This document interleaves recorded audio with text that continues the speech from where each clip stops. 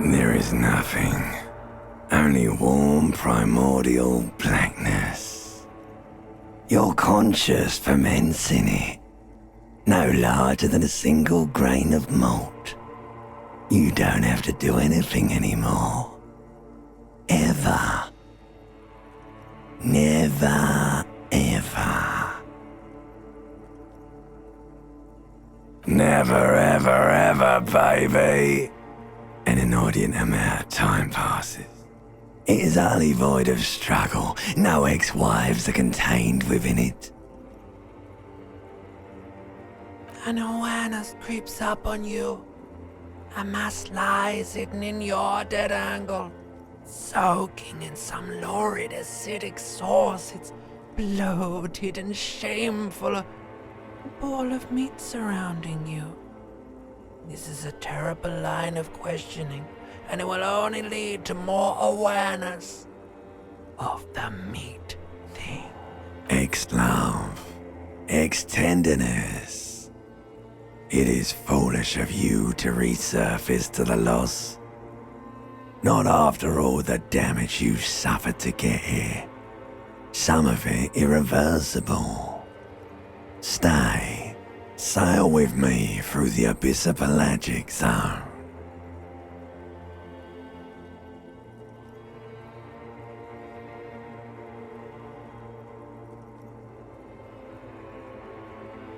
Do you really? You wouldn't like it if I told you what was back there. Why'd you think you had to bludgeon yourself into oblivion? Or did you not sense yourself marinating? Poured so much on yourself, got a bit carried away, did we, Chef? Fear and apprehension. You should ask what's out there first.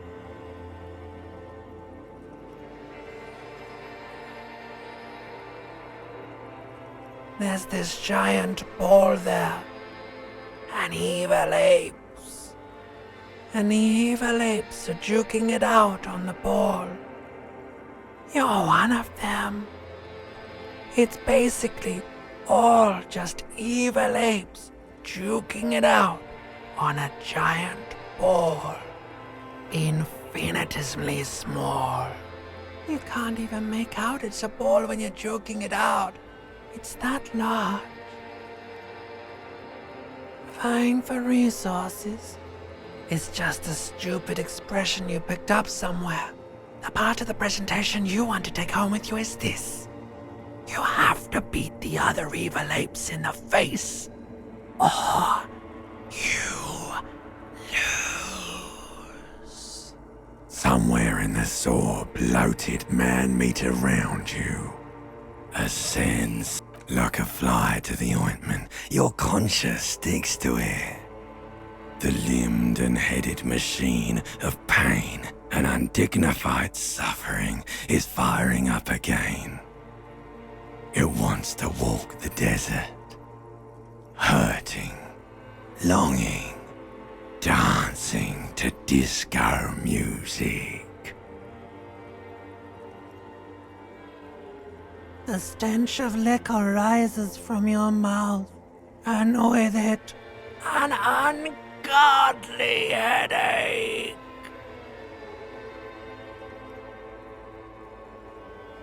A fiery streak penetrates your skull, trying to force your eyes open.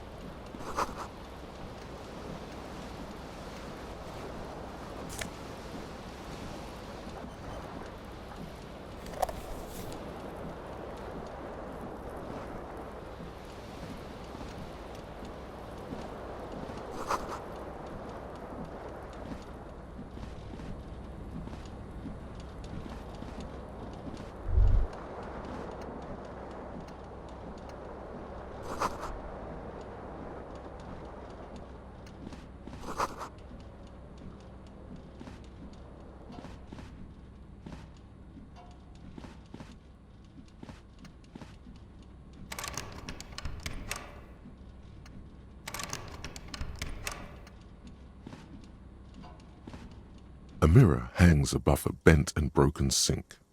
In a fierce discharge of masculine energy, someone has ripped half the faucet. Hot water sprays from the base and steam covers the mirror.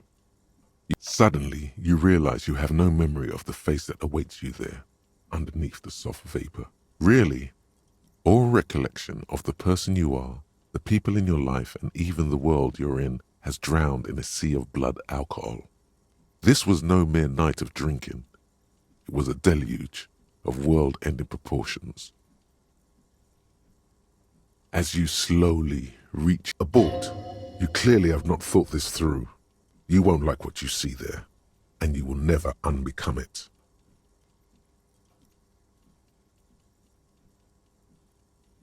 Yeah, there is definitely something wrong with it. Where to even begin? There is the bloatedness, then the swollenness. It's like there's an upholstery of alcohol underneath your skin. It's not. It's swollen and snail-like. Bet you are. Your nose feels like a small balloon in the middle of your face. It hurts when you honk it. It doesn't appear to be a particularly tiny nose either. Not with all the drinks it's absorbed for you.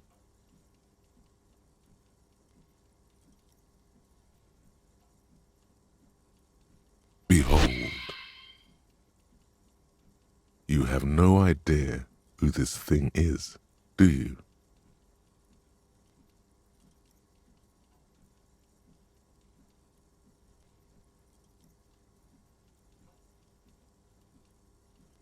It appears you're also dead.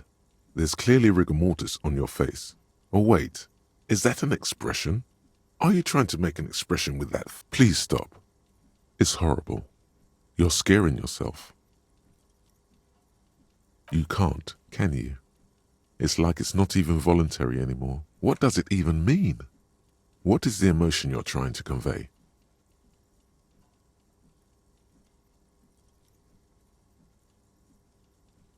There might have been, 10 years ago.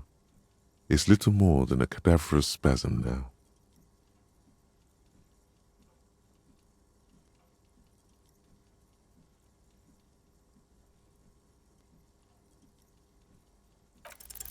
Like the rest of you, it comes from a bad place somewhere in the past. That's all you know for now. It's too late. Like an image on film. The expression belongs to your primary motor cortex. It would take a minor neurological miracle for you to cease producing it.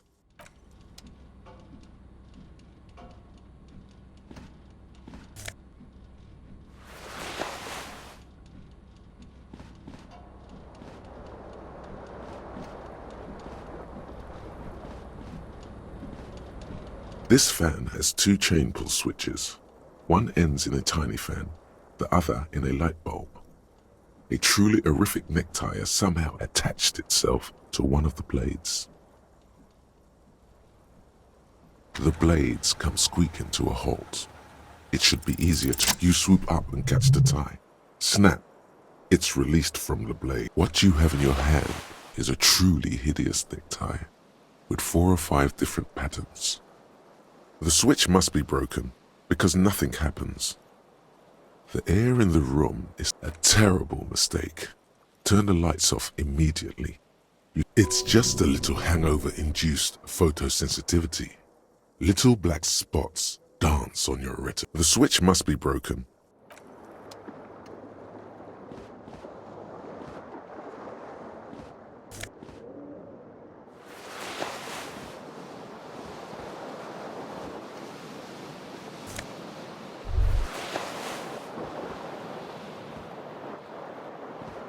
The window stands broken in its frame. Cold wind blows in. The morning light hurts your eyes. It's hazy, but you see the ocean and some war-torn buildings. The shards face outward. Whatever broke this window came from the inside. A fine web of scarring covers the back of your right hand, but none of it is more likely a projectile than a held object. There are no fragments on the floor from pulling a tool back in after impact. It is too large for a bullet yet too small for a piece of furniture.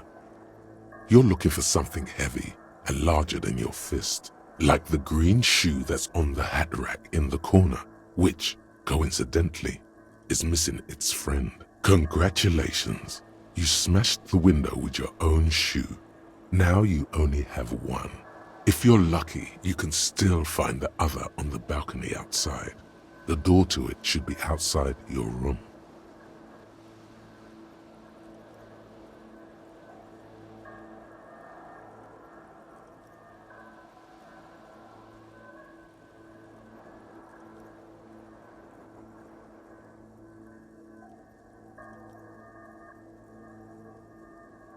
A cool wind gushes in. Your toes curl up from the cold. You hear a jingle. Keys are clinking in the pocket of your flare-cut pants. It says, "Whirling in rags," on the aluminium keyring. There is a single key on the ring. The number 1 is etched on it. It should open.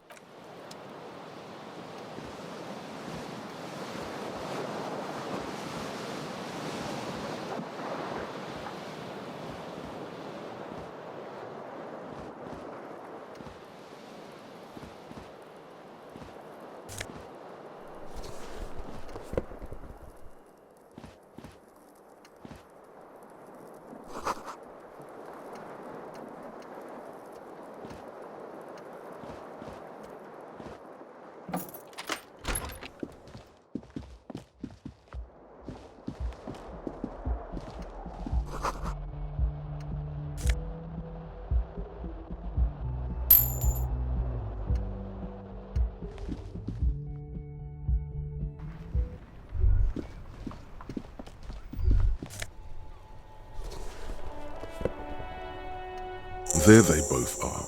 2 identical shoes, both copiously green and indiscriminately snakeskin. Good, they're balanced, comfy. Feels like the only good thing about you right now. Truth.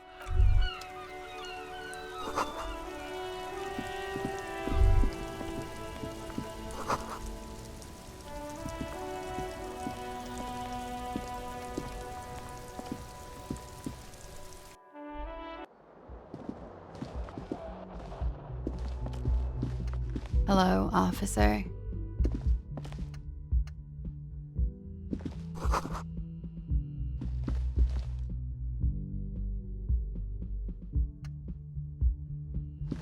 The young woman raises a cigarette to her lips. Her eyes are brown and her face is speckled with birthmarks. She can't be more than 28. No.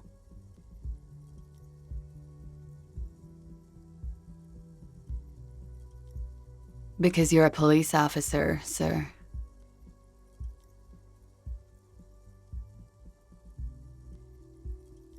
I am, yes. Unless you've been feeding us a set of very well-rehearsed lies all this time. You've been here for 3 days, on official police business, no less. Couldn't say. In truth, so far, mostly drinking.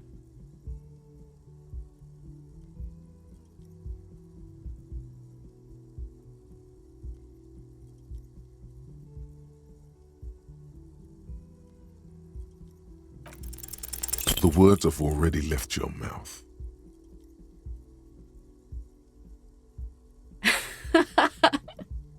What was that? That's not even how words are used. What did you say? Come on, say it again. Come on, man. Pretty, please. One more time. Goddamn right you did. You crazy asshole, you. What kind of cop are you?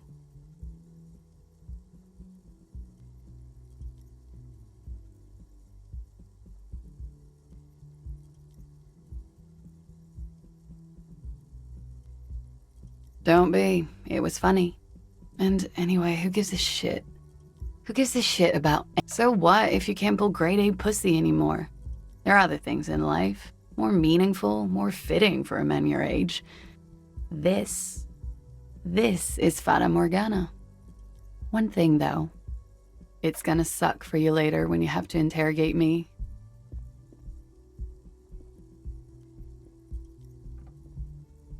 And for the record, no, I didn't do it.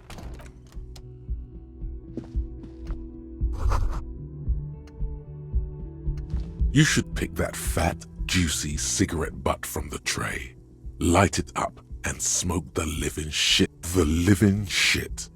Your who knows what you are? A monster, a murderer, the gnome of Jeroma? You feel like a smoker, especially when you look at that juicy suck. How very astute of you. This renders it ineffectual. You should look for a whole cigarette, or better yet, an entire pack. Strike that, a carton. Make sure they're all healthy and able-bodied, then smoke them all. Good. They'll make you stronger and better. You're too old to be cool now, but find cigarettes, smoke them, blam. Instantly a cool renegade man, a mystical red dragon with smoke rising from his nostrils. Plus, smoking them gives massive bonuses.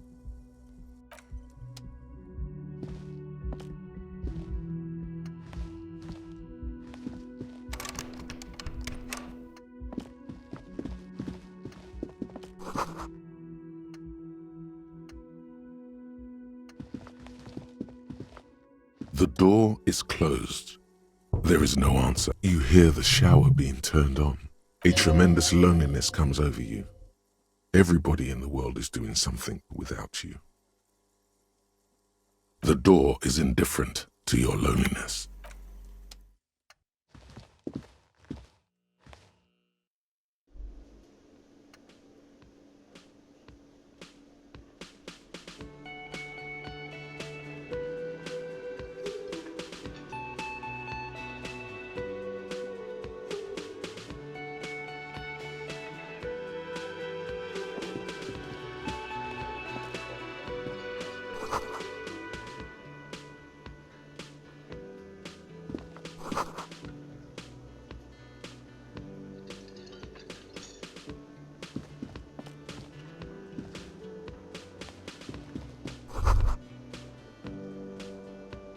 You should totally sing karaoke here, the first chance you get. Your emotions need to be expressed. People need to know your vast, oceanic soul. Exactly. It's measured through a PA system by other people, whether they like it or not. Ram it up their ears, says your adrenaline gland. You should sing the sad small church song from that tape you found. Thought it was obvious. Serves them right. Wipe that. You would need another copy of the tape first, though.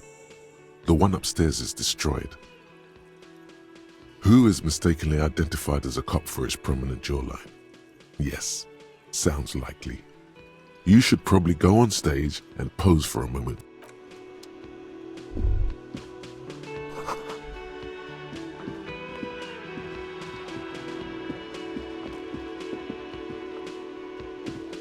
A man in his late 20s stands behind the counter, inspecting a stuffed seabird.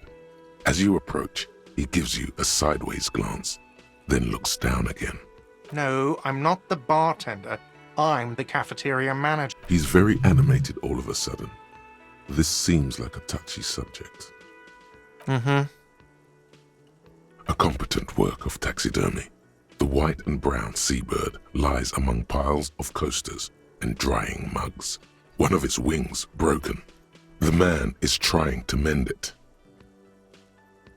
Looks like the bird was ripped off the shield that was used to mount it, most likely on a wall. A small engraved steel tag says, "The Great Skua, Steaquarius Skua." Look, your buddy is over there. Why don't you go and talk to him, okay? He pretends not to hear you. Concentrate.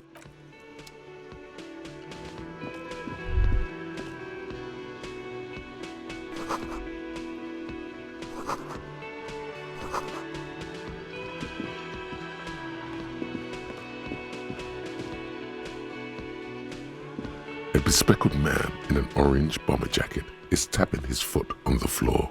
As you approach, On the sleeve of his bomber jacket, as well as on its back, are the same enigmatic white rectangles as on your blazer. Hello, I'm Kim Kitsuragi, Lieutenant, Precinct 57. You must be from the 41st. You realize he's waiting for your name. Okay then. It looks like we had a little scheduling error on Sunday. Saturday too, actually. Have you had time to talk to the manager here? If you don't mind, we should talk to him again. Ask him for a rundown of the area. Now that I'm here as well. It also wouldn't hurt to assure him the police are finally here. In full force, I mean. Have you mapped out the initial interviews? Right. And the interviews? Right. And the interviews? At the 57th, we like to prepare an initial list of persons of interest, and then just skim the surface. Prepare the field, get to know the players. You don't do that? Maybe it's not an inter-district practice. Okay, we'll have time for that after we take a look at the corpse. Have you removed the dead body from the tree? Mm-hmm. Sure. But did you take it down from the tree? So, the body is still in the tree. This is the first time you detect a weariness in the lieutenant's voice. It is obvious he would have preferred for the body to no longer be in the tree.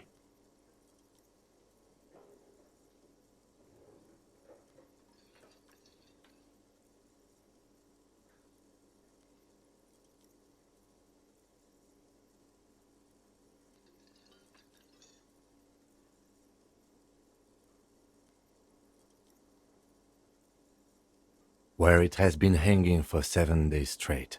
We should go there as soon as we are done talking to the owner. What a shame. Get to it now. Rip that body down from the tree.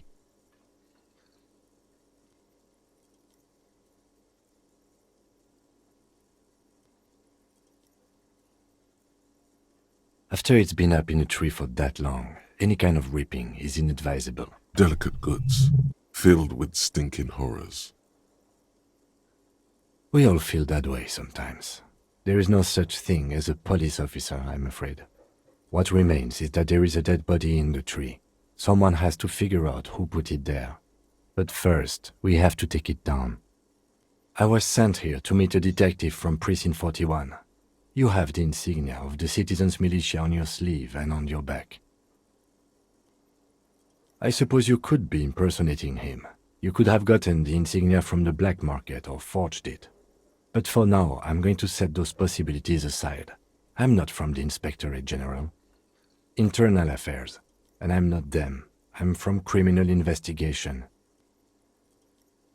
Yes. They're not just white rectangles. They bear a halogen watermark with the letters RCM and a pattern resembling the street grid of Revachol West. I would ask you to step into the headlights of my motor carriage. But again, it's none of my concern. I just need you to do your job. You mean you don't have a badge? Losing your identification card is a serious matter. My vehicle has a shortwave. You can use it to report your badge missing. I would advise you to locate it as quickly as possible. But getting the body down should still take precedence. I can see you drank last night and the night before, and that you are still drunk now. But I have seen officers go through worse. Much worse. If you need something for your headache, there is a general store nearby. But as I said, the dead body should be our #1 concern. A painkiller would be good about now. This thing is pulsating with discomfort. The best cure for a headache is, of course, morphine. They won't have that, so cigarettes will have to do. Talk to the manager. Then we go out back and after you, officer. Lieutenant Kitsuragi is now in your party. You can talk to him whenever by interacting with him.